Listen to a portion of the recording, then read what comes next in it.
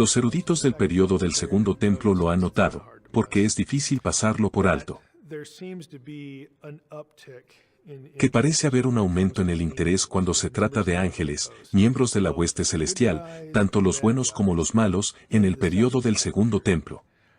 Por ejemplo, en el Antiguo Testamento, hay ángeles que reciben nombres dos veces, como un nombre propio. En la literatura del Segundo Templo, eso aumenta drásticamente. Quiero decir, hay muchos ángeles con nombres, entidades con nombres. Y entonces los académicos miran eso y piensan que debe haber una razón para ello, como si parecieran estar más interesados en esto. Se preguntan por qué sucede este tipo de cosas. Y sinceramente, para ser franco, básicamente son solo conjeturas. Todo el mundo se pregunta por qué es así. Algunos dirán que hay un mayor interés en los ángeles porque la comunidad judía del periodo intertestamentario simplemente veía a Dios o sentía que Dios estaba más distante o remoto. Y especulan que lo que queremos decir con eso es que Dios se estaba desconectando un poco, porque de todos modos la comunidad todavía está en el exilio, porque 10 de las tribus todavía están desaparecidas. Es como decir que Dios está tratando de decidir si todavía está interesado en ejecutar su plan nuevamente.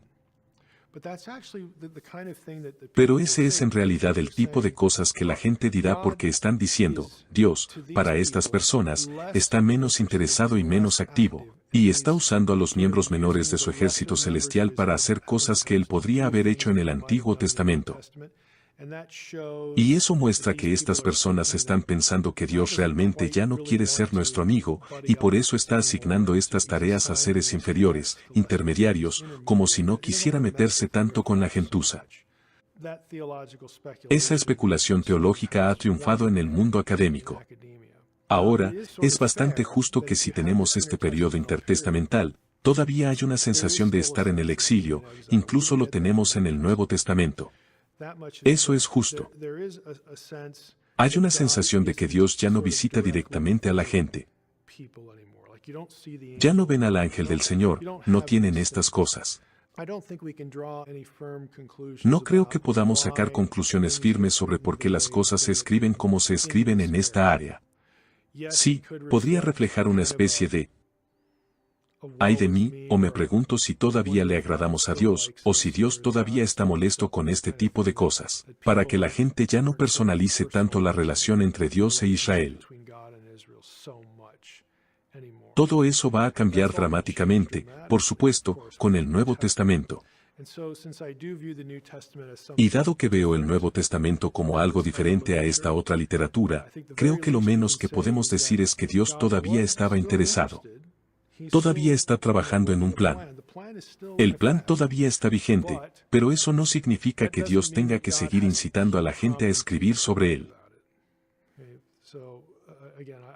Tiendo a ser alguien a quien no le interesa especular demasiado sobre eso, pero sí se ve un aumento en la actividad de los ángeles durante el periodo.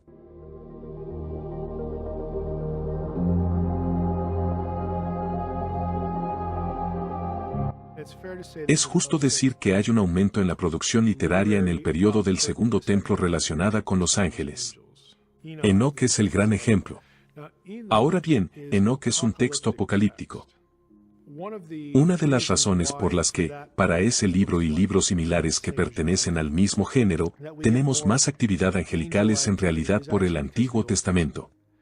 Porque las profecías del Antiguo Testamento sobre el día del Señor incluyen descripciones de ángeles, los ejércitos de ángeles que vienen con el Señor en el día del Señor, el fin de los días y todo ese tipo de cosas. Y entonces, en un texto como Primera de Enoc, que es de naturaleza muy apocalíptica, Enoc intenta explicar el curso de la historia humana y lo que sucederá al final de los días. Los justos van a ir aquí, los malvados van a ser castigados. Y entonces existe esta descripción de este tipo de periodo de tiempo. Y entonces sería muy natural darle al lector una fuerte dosis de cosas angelicales, debido a la forma en que este periodo profético, este periodo escatológico se describe en el Antiguo Testamento. Entonces eso explica lo que está pasando para ese género. Para los libros del periodo del Segundo Templo que no pertenecen a ese género, todavía aparecen ángeles. Ayudan a la gente aquí y allá. No es con la frecuencia que se puede ver en los libros bíblicos. Pero sigue ahí, no desaparece del todo. Todavía es parte de la imagen.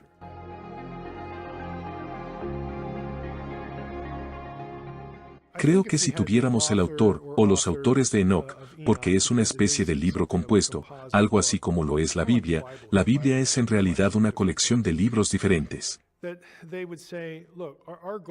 Si dijeran, nuestro objetivo es advertir a los malvados. Lo que es interesante para nuestros propósitos aquí es que vinculan la razón por la cual sucederá el juicio, lo vinculan con rebeliones anteriores en el Antiguo Testamento. Por eso la historia de los vigilantes es tan importante. En cierto modo enmarca la discusión sobre el desastre en el que se encuentra la humanidad, y cómo Dios va a poner fin a todo esto. Entonces hay continuidad de pensamiento en ese sentido. Entonces los escritores quieren que la gente sea advertida, quieren que la gente se arrepienta, y si no se arrepienten, este es su destino. También quieren describirlo en términos de la finalidad del juicio de estos seres sobrenaturales.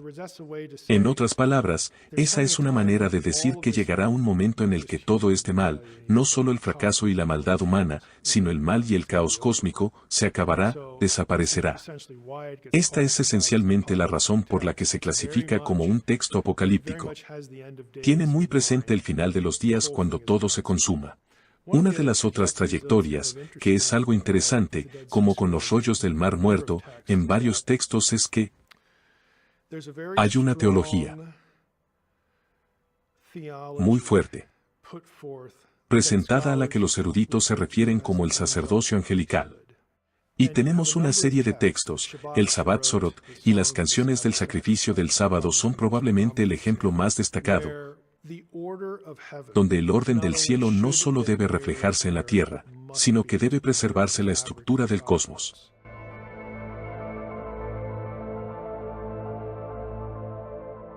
Estaba la secta de Qumran, fueran quienes fuesen.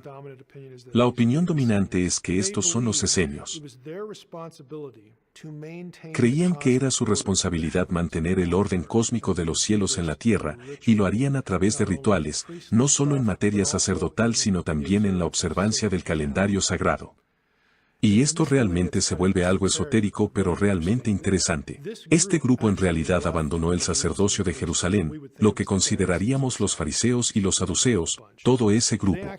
De hecho, se separaron de ellos porque no les gustaba el calendario que estaba usando el otro lado. La gente de Qumran creía que todo el mundo debía utilizar un calendario matemático, no un calendario astronómico. Porque el calendario astronómico era imperfecto. Sabemos que un año tiene 365 días y cuarto. La comunidad judía típica habría estado usando un calendario lunar, 12 por 30 es 360 días en un año. Agregarían 5 para llegar a 365, pero no agregarían el trimestre, por lo que periódicamente tendrían que agregar un mes adicional. Es por eso que la fecha de Pesaj varía, depende de cuando se agrega el mes adicional y todo este ciclo lunar. Y los esenios vieron eso y dijeron que es ridículo. Tienes que idear este calendario, lo que deberías hacer. Deberías mirar el primer día de la creación, el primer día en que el tiempo y el cronometraje se convirtieron en una posibilidad, fue el día 4 del Génesis. Entonces ese es el primer día en su calendario. Dijeron, si haces todo en un calendario de 360 días específicamente definido matemáticamente, y luego agregas un día entre cada cuadrante de 90. Luego cada sábado ocurre el mismo día de cada año. Cada fiesta sagrada ocurre el mismo día todos los años. Los acontecimientos del Antiguo Testamento nunca ocurren en sábado, por eso la gente no trabaja. Tenían un calendario matemáticamente preciso, hermoso y perfecto, y creían que reflejaba la mente de Dios porque Dios es perfecto. Y como no usaban ese calendario, se separaron. Y salieron al desierto y ellos, sin un templo, practicaban las cosas del templo. Hacían todas las ceremonias. Estaban haciendo todos los festivales y todos los rituales porque creían que esto es lo que sucedía en el cielo. Así pasan las estaciones, así funcionan los días y las noches. Y nosotros en la tierra debemos estar en total sincronía con el cielo. Y por esa razón, obtienes mucha literatura sobre ángeles porque había personas en la comunidad judía, esta secta en particular que creía que todo el cosmos esencialmente depende de que estemos en sincronía con ellos. Creo que el tema de la liturgia angelical es importante porque tenemos la teología del Nuevo Testamento acerca de que nos convirtamos en miembros del Consejo. Tenemos el pensamiento de como en el cielo, así en la tierra. Pero tenemos este tipo de cosa simbiótica en la que somos la representación terrenal de la hueste celestial, la burocracia celestial. Es solo que los esenios realmente lo llevaron al enésimo grado, y salieron al desierto y pretendieron tener un templo.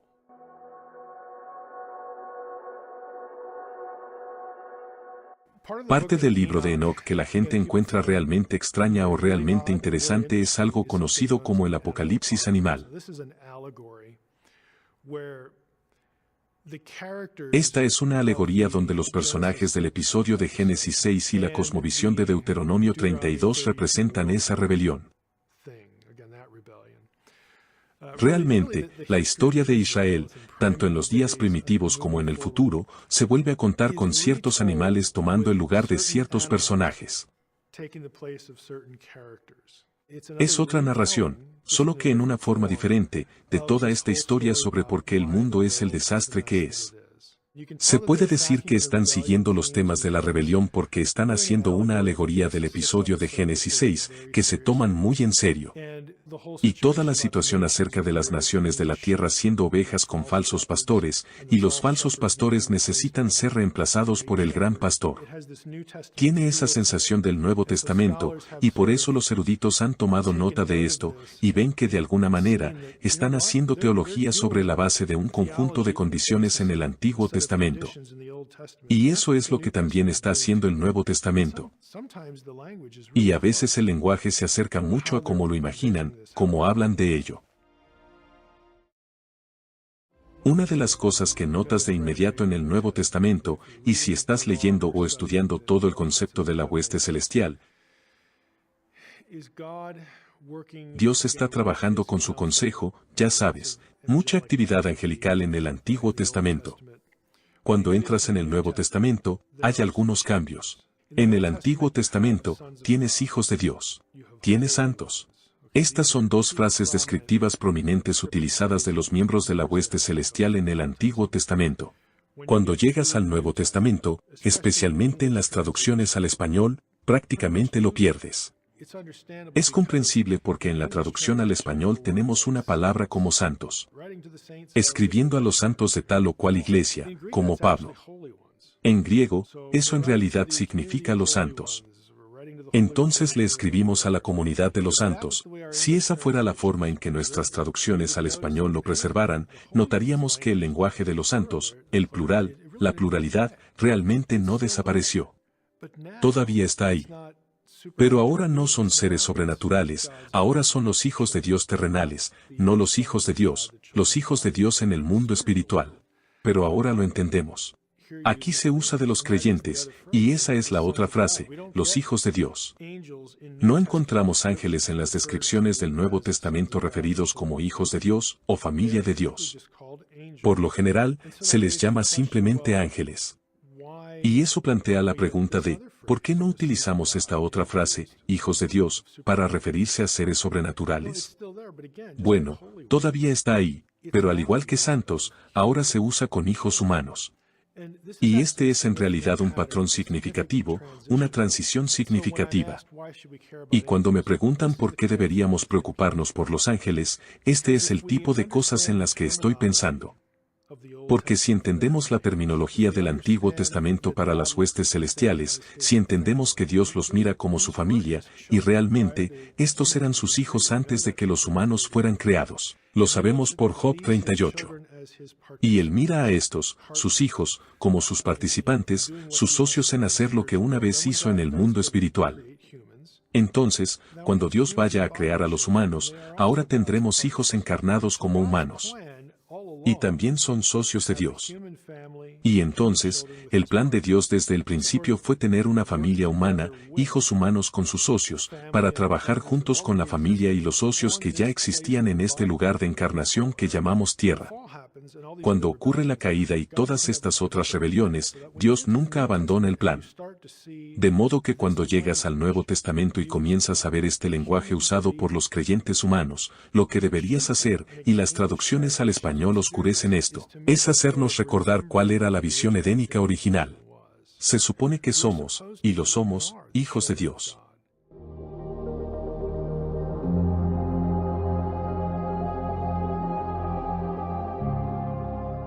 ¿Cómo debería esto influir en la forma en que miramos a la Iglesia hoy y en nuestra responsabilidad? En el Antiguo Testamento, el mal sobrenatural inicia, lanza y acelera la autodestrucción humana, en otras palabras, la humanidad es la víctima.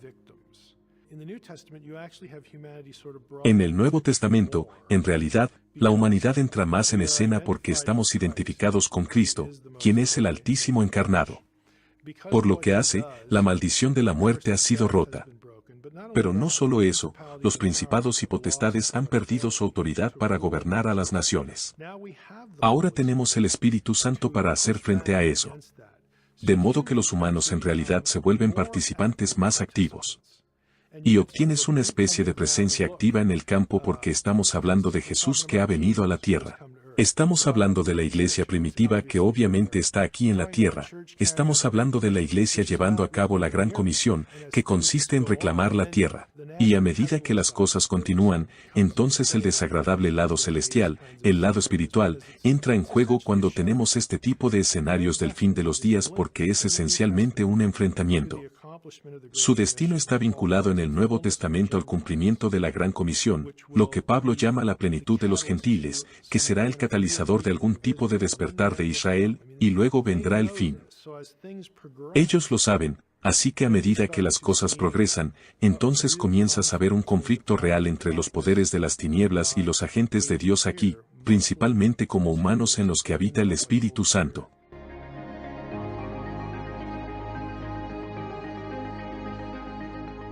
¿Acaso son tontos los demonios y creen que pueden ganar? Los seres inteligentes que están en rebelión contra Dios, saben quién es Dios. Saben que no van a vencer a Dios, saben que no van a ganar de esa manera.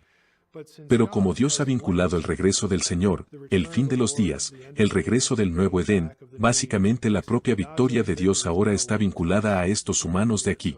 Básicamente, estos seres menores, y Dios ha sido, entre comillas, bastante tonto, vincular el cumplimiento de su deseo, y por supuesto, nuestro destino como seres en rebelión a este grupo en esta cosa de la Gran Comisión. Si defines la victoria en ese contexto como, bueno, simplemente obstaculizaremos la Gran Comisión tanto como sea posible. Cegaremos a la gente al Evangelio en todas las naciones que están bajo nuestro cargo. Podrían resistirse a la conclusión del Nuevo Testamento de que ya no tienen ninguna autoridad legítima, porque Pablo habla de esto junto con la resurrección. Eso no significa que tomarán sus cosas y se irán a casa. Están luchando por su territorio, y están luchando para anticiparse a su destino. Y entonces, sí, esta es la estrategia para impedir el cumplimiento de la Gran Comisión.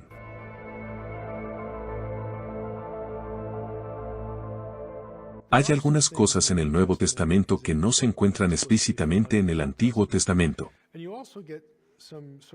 Y también se obtienen algunos tipos de cambios en lo que los ángeles podrían estar haciendo en el Antiguo Testamento y lo que ya no hacen en el Nuevo. Entonces, como ejemplo de lo primero, tenemos la declaración en un par de los evangelios sobre la conversación sobre la resurrección, cuál es la naturaleza de la existencia de la resurrección, y la línea sobre cómo los ángeles ni se casan ni se dan en matrimonio es parte de esta discusión. Hay varias personas que usan esa declaración para negar una visión sobrenatural de Génesis 6, por ejemplo, cuando eso parece ser muy explícitamente lo que está sucediendo aquí. No es una negación de eso, porque cuando los seres, los miembros de la hueste celestial vienen a la tierra e interactúan con la gente, me gusta decir en el Antiguo Testamento, la forma requerida de vestir es encarnados. O se parecen a personas, pueden ser una visión, o cuando interactúan físicamente con personas, han asumido carne, su físico corpóreo. Parecen personas y se sienten como personas, hacen lo que hace la gente. Entonces, cuando estás en la carne, la suposición parece ser que puedes hacer cosas que no tienes que hacer, pero que cuando estás encarnado, puedes hacerlas. Los ángeles no necesitan comer, pero sí comen en Génesis 18, el ángel del Señor lucha con Jacob. Tienes el incidente en Sodoma donde metieron a Lot en la casa. No tienen que tener fisicalidad por naturaleza, pero cuando la tienen, son capaces de hacer cosas físicas. Hacen lo que la carne les permite hacer. Y la idea es que cuando no están aquí, cuando no están encarnados, cuando están en el mundo espiritual, no necesitan hacer estas cosas. No es que no puedan, simplemente ni siquiera está en el radar, porque no las necesitan. Y si miramos el mundo espiritual como un presagio del mundo venidero cuando el Edén regrese a la tierra, ya no necesitamos perpetuar la especie. La vida en ese reino va a ser eterna, indefinida. No necesitamos comer, pero supongo que probablemente lo haremos simplemente porque lo disfrutaremos. Si estás volviendo a las condiciones edénicas en las que tienes algún tipo de encarnación, 1 Corintios 15 es muy claro al respecto, será el cuerpo como el que tenía el Señor. Podía comer después de la resurrección, pero no es necesario. Es realmente un tipo diferente de existencia encarnada que no conlleva las necesidades, o incluso el tipo de obligación, los requisitos de la encarnación aquí.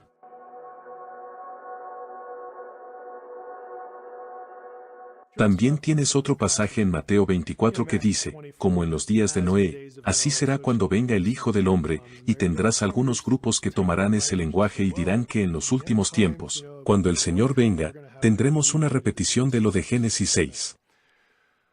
Bueno, sería bueno si Mateo o un escritor del Nuevo Testamento realmente quisiera que pensáramos en Génesis 6. Sería una buena idea si realmente citara algo de Génesis 6. Pero si realmente miras en griego, el casarse y la idea de darse en matrimonio, esa terminología no es la que se encuentra en la Septuaginta en Génesis 6, el lenguaje es diferente. En Génesis 6, está lejos de ser seguro, aunque la gente quiera discutirlo, que haya matrimonio allí.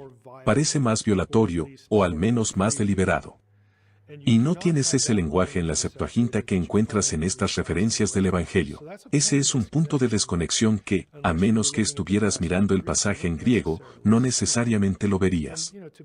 Y ya sabes, para ser honesto, cuando discuten sobre la resurrección, ya sabes, cuando dicen, si estás casado más de una vez, ¿quién será tu esposa? Realmente no se trata del problema del sexo en sí. Realmente se trata de cuestiones más amplias de identidad y pertenencia, y propiedad de las relaciones. Y Jesús está diciendo, cuando estemos en esa condición, no vamos a preocuparnos por nada de esto. Así que no es realmente un intento de establecer una analogía específica con Génesis 6, aunque así es como se usa. El versículo sobre ángeles con el que la gente está familiarizada, o lenguaje angelical, juego de palabras intencionado, y que se les ocurre o se les viene a la mente es 1 Corintios 13, el primer versículo. Aunque hable lenguas de hombres y de ángeles. Y plantea la cuestión de las lenguas de los ángeles. ¿Cuál es el lenguaje de los ángeles? Y lo interesante es que en realidad hay desacuerdo sobre este tema antes de que Pablo escribiera ese versículo. En el período del Segundo Templo, hay libros como Jubileos que en cierto modo asumen que Dios hablaba hebreo, y que el idioma que le permitió a Adán tener desde el principio era el hebreo. Y dado que este es el idioma que Dios habló y que le dio a los humanos, bueno, este debe ser el idioma que Dios usa con las huestes celestiales antes de la creación humana. Por lo tanto, las huestes celestiales, los ángeles, hablan hebreo. Se produce ese tipo de extrapolación. Entonces ese es un texto que estará antes de lo que leemos que dice Pablo. La alternativa a todo eso es que el lenguaje de los ángeles es, de hecho, un lenguaje que solo ellos tienen.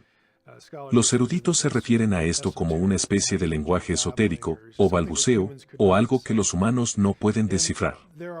Y hay libros del período del Segundo Templo que también toman esa trayectoria, donde aparecen personas en escenas celestiales, hay conversaciones y las personas involucradas no tienen idea de lo que se dice. Es un idioma totalmente diferente.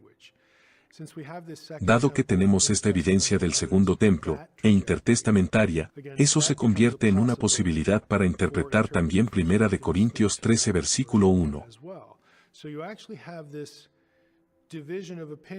Entonces, en realidad hay esta división de opiniones, y esta falta de claridad en cuanto a lo que significa la frase en el período del Segundo Templo. Y eso realmente continúa para nosotros porque cuando Pablo usa este término, bueno, que concluye Pablo es toda la cuestión.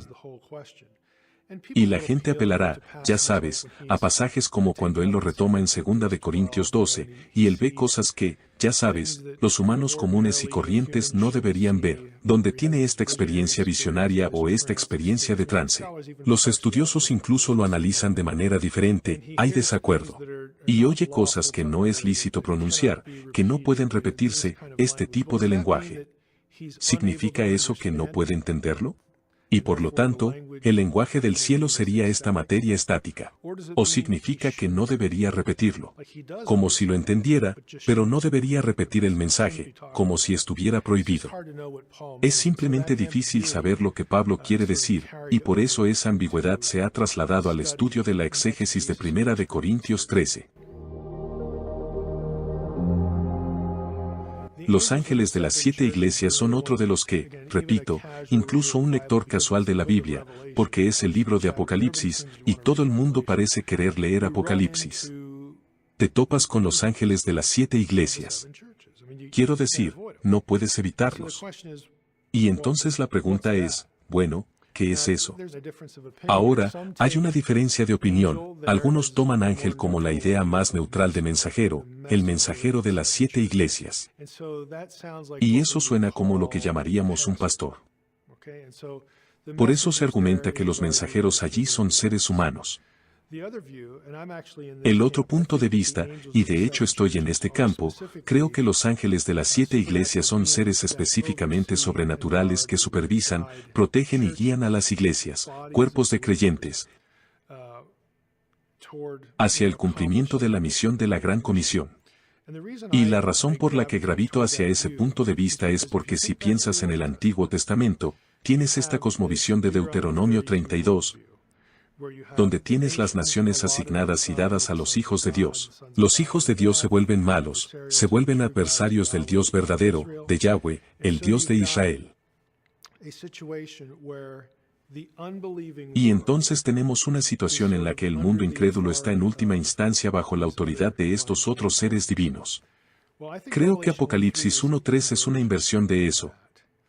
Que ahora, tal como en el Antiguo Testamento, teníamos un ángel en particular, Miguel, que era el príncipe, el guardián de esa nación, Israel, frente a todas las demás. Ahora bien, el pueblo de Dios no es solo una región geográfica. Ahora el pueblo de Dios está disperso en estas comunidades locales que llamamos iglesias. Y así parece, no tenemos múltiples Migueles, pero sí tenemos muchos miembros de la hueste celestial que realizan la misma función de supervisión que Miguel cumplió para Israel.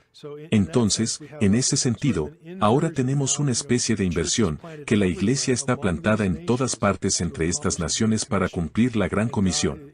Y Dios está encargando a los miembros de su ejército celestial que los supervisen, tal como lo hizo con Miguel e Israel en el Antiguo Testamento.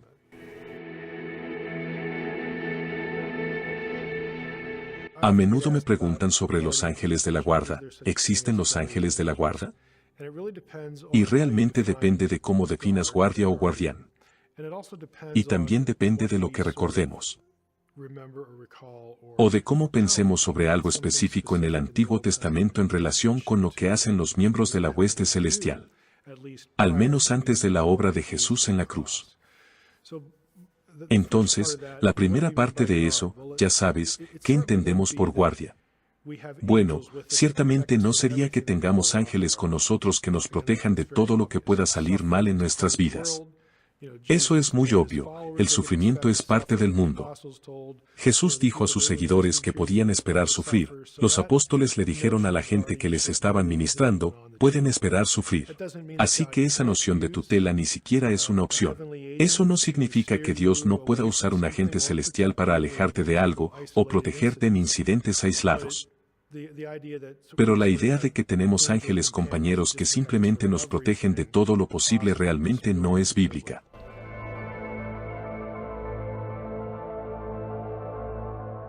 En Mateo 18 se nos dice que Jesús dice, mirad que no menospreciéis a ninguno de estos pequeños, porque os digo que sus ángeles en el cielo ven siempre el rostro de mi Padre que está en los cielos. Ahora bien, ese es un terreno fructífero para esta idea del ángel guardián. Verás que se hace referencia a él todo el tiempo en relación con este tema. Pero si lo miras a través del lente del Antiguo Testamento, volvemos a esta especie de mediador intercesor. Hablamos antes de cómo en Job, uno de sus amigos miserables y consolados dice, ¿a cuál de los santos vas a apelar? Era esta idea común de que si tienes un problema, hay miembros de la hueste celestial, uno de los santos, a los que puedes acudir para interceder por ti ante Dios y obtener una respuesta de por qué algo te está pasando. Esto, en el pensamiento del Antiguo Testamento, e incluso en el Nuevo, va acompañado del concepto de que Dios lleva la cuenta de lo que sucede en la tierra, los libros celestiales.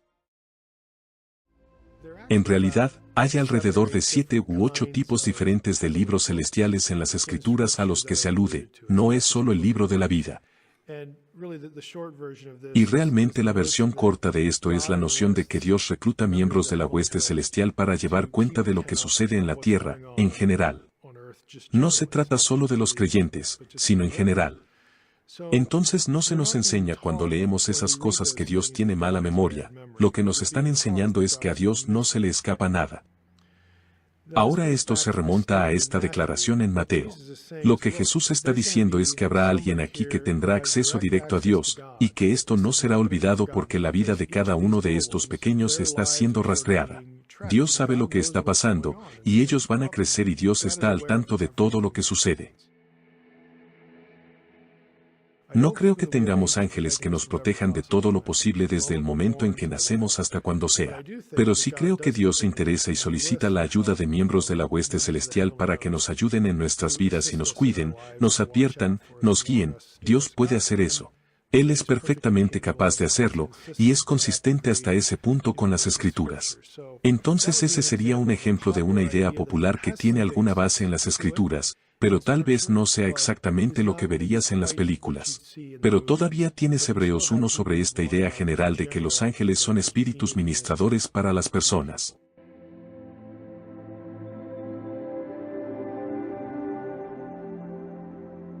Quizás se pueda vislumbrar un poco este tipo de idea en el libro de los Hechos. Está el episodio en el que Pedro está en la cárcel y un ángel lo libera. Dios envía un ángel, lo despierta, de nuevo, los barrotes se abren, los grilletes se caen y todo ese tipo de cosas. Y sigue a este hombre, quien quiera que sea, a la calle y luego el tipo desaparece y entonces Pedro se da cuenta de que se trata de una intervención divina. Fue real, no fue un sueño. De hecho, hacemos que la conversación siga su curso en su mente. En realidad dice que no sabía si era un sueño o no, pero resulta que no era un sueño, en realidad era un ángel. Termina en casa de sus amigos y la niña va a la puerta. Y ella reconoce la voz de Pedro, regresa y no le creen. ¿Y qué dice uno de ellos? Debe ser su ángel. Hay dos maneras de entender eso. Y hay dos tradiciones antiguas.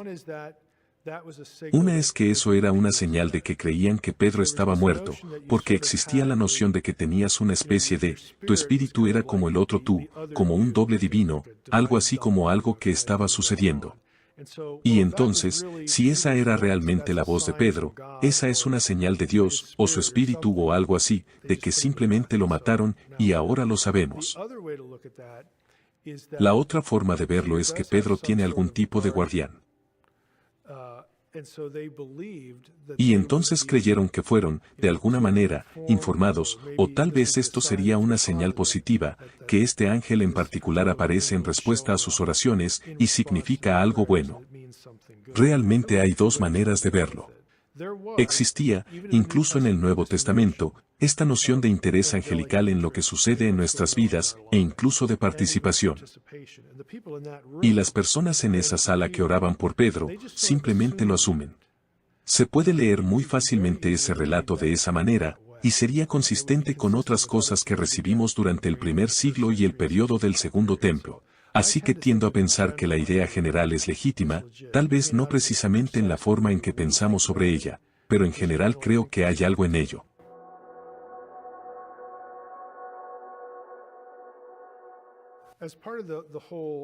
Como parte de toda la cuestión de si los ángeles tienen alas, la gente suele apelar al capítulo 5 de Zacarías porque hay dos mujeres en ese pasaje que no son mujeres normales, tienen alas.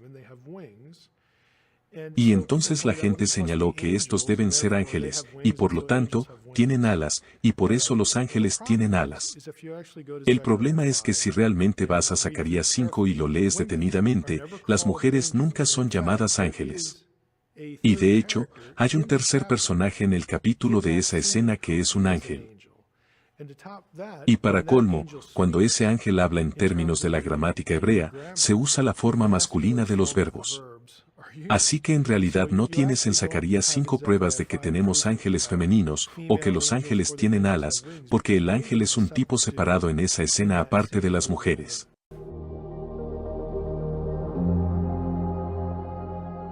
Recuerdo haber escuchado, ya sabes, mientras crecía.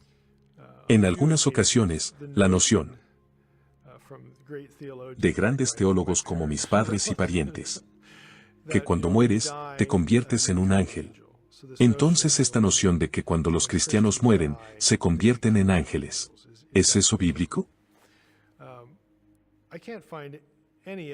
No puedo encontrar ninguna evidencia de que esa idea sea específicamente bíblica, pero creo que en realidad proviene de una especie de malentendido de algo que es bíblico. Y el razonamiento es el siguiente: seremos hechos como Jesús. Entonces tomamos esta concatenación de ideas sobre nuestra glorificación, el nuevo cuerpo que recibimos. El hecho de que los ángeles están involucrados en alguna parte, y típicamente la ruta hacia este destino final es la muerte. Y mete todo eso en la licuadora, y sales con la noción de que cuando morimos, nos convertimos en ángeles. La realidad es que seremos como ellos y nos uniremos a ellos en la familia de Dios. Nos convertiremos en el consejo reconstituido. Eso no es convertirse en un ángel. Eso es llegar a ser como Jesús, que no era un ángel. Jesús tiene un cuerpo nuevo, un nuevo tipo de cuerpo celeste del que habla Pablo en 1 Corintios 15, en eso nos convertimos. No nos convertimos en un ángel, nos volvemos similares, pero colectivamente somos todos una familia.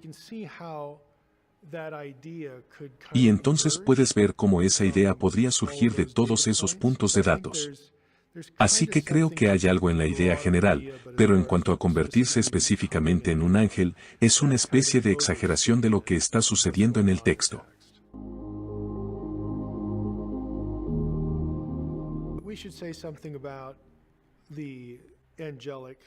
Deberíamos decir algo sobre el deber angelical, tarea, servicio, como queramos caracterizarlo, de alabar a Dios.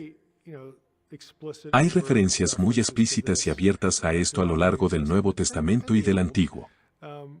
Es difícil para nosotros pensar en ello porque, por un lado, este es el tipo de cosas que siempre recordamos, tal vez por la historia navideña sobre gloria a Dios en las alturas, porque la escuchamos todos los años. Y tal vez por eso, o por leer Apocalipsis 4 y 5, tenemos la impresión de que esto es lo que hacen los ángeles.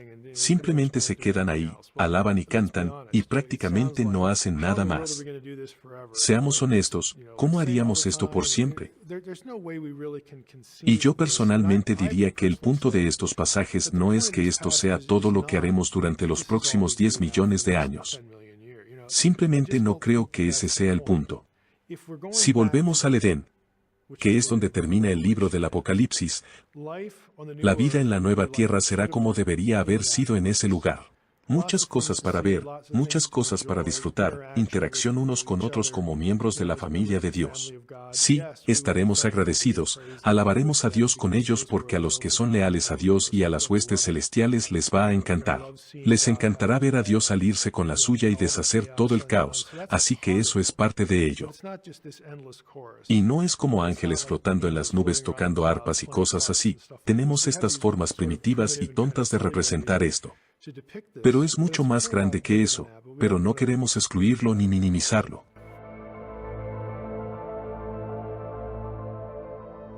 Uno de mis versículos favoritos sobre los ángeles en el Nuevo Testamento es probablemente uno de los más misteriosos. Y eso es en 1 Corintios 6 donde Pablo les escribe a los corintios sobre otro problema más en la iglesia de Corinto. Esta vez se llevan a los tribunales por cosas triviales, se demandan unos a otros y todo eso. Y Pablo simplemente se detiene y dice, miren, no deberían estar haciendo esto. Deberían poder decidir estas disputas entre ustedes, todos ustedes son creyentes, todos ustedes son miembros de la misma familia. ¿No saben que van a juzgar a los ángeles? También podrías traducirlo como, ¿no saben que van a gobernar a los ángeles? Y parece un versículo extraño. ¿De dónde viene esa idea y qué significa? Todas las naciones del Antiguo Testamento, excepto Israel, están bajo el dominio de un poder sobrenatural hostil. Aquí es donde tenemos a los príncipes de Daniel sobre naciones e imperios. Si nos fijamos en esta cosmovisión, las naciones están bajo dominio. Ellos son los que en cierto modo gobiernan la tierra, y luego tenemos la figura de Satanás, que es el Dios de este mundo. Todo eso es en realidad una preparación para esta idea de juzgar a los ángeles, porque si pasas de 1 Corintios 6, esa línea, y luego tienes esta noción, del mundo bajo dominio, y luego llegas a Apocalipsis 2 y Apocalipsis 3, donde el mismo Jesús dice a las iglesias, al que venciere, le concederé sentarse conmigo en mi trono y gobernar. Y podríamos preguntarnos qué significa eso. Bueno, significa que eventualmente en el nuevo Edén vamos a gobernar las naciones con Jesús. Y los que gobiernan ahora mismo, son estos ángeles. Son los hijos caídos de Dios. Y entonces, cuando Pablo dice en 1 Corintios 6, ¿no sabéis que vais a juzgar a los ángeles? Es una referencia al fin de los días cuando los desplazamos. Los creyentes, ya sabes, los mansos heredarán la tierra. Los creyentes heredan la tierra debido a nuestra unión con Cristo, a quien se le ha dado toda autoridad sobre el cielo y la tierra. Eso será compartido con nosotros. Ellos serán barridos del campo y finalmente juzgados, y nosotros llegaremos a ser la familia reconstituida y el consejo de Dios, gobernando todas las naciones de la tierra con Él. Y están completamente fuera de escena. Así que nosotros, en efecto, somos su juez. Participamos en su eliminación. Los desplazamos. Tomamos sus trabajos, esencialmente, y tomamos su lugar que perdieron a través de su rebelión en el Consejo Celestial de Dios. Entonces, esto agrega toda una dimensión extra a lo que consideramos cielo, o el estado final o santificación, o lo que sea que está directamente vinculado a esta cosmovisión, que involucra íntimamente a la hueste celestial. Y es por eso que digo cuando me preguntan, ¿por qué es importante el estudio de los ángeles? Porque se habla mucho de ellos, tanto buenos como malos, que informan nuestra comprensión de quiénes somos, nuestra identidad, nuestro estatus a los ojos de Dios, y también nuestra misión y nuestro destino. Y entonces creo que cuanto más sepamos sobre la parte invisible de esto, mejor seremos capaces de analizar, nuevamente, la relación de Dios, y el plan, y realmente la perseverancia, en hacer realidad su visión original con nosotros como pieza central, esta vez gobernando con Él en un Edén global.